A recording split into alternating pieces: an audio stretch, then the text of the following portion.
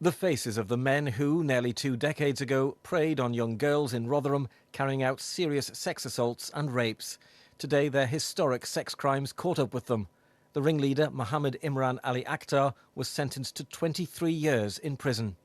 Sheffield Crown Court heard how all 5 victims were extremely vulnerable young girls.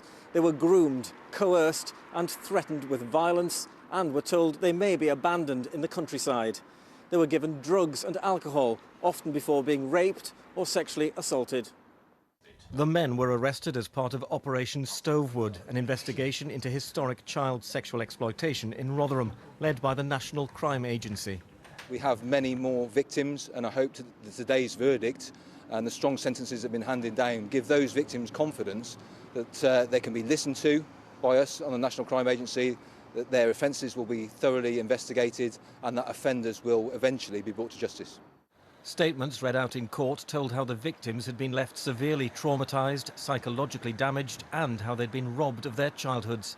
One victim had been sexually assaulted 100 times by the time she was 16 years old, and that was reflected in the sentences handed down by Judge Sarah Wright QC.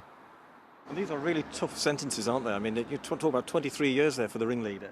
They are, but let's remember here that these are sentences for violent child sex offenders, and they have been exploiting vulnerable children in the community of Rotherham. And I think Rotherham can feel a lot safer now that these men are behind bars. As these 6 sex offenders begin their sentences, totalling 101 years, the police say they have 22 more live investigations underway under Operation Stovewood. Ian White, BBC Look North, Sheffield Crown Court.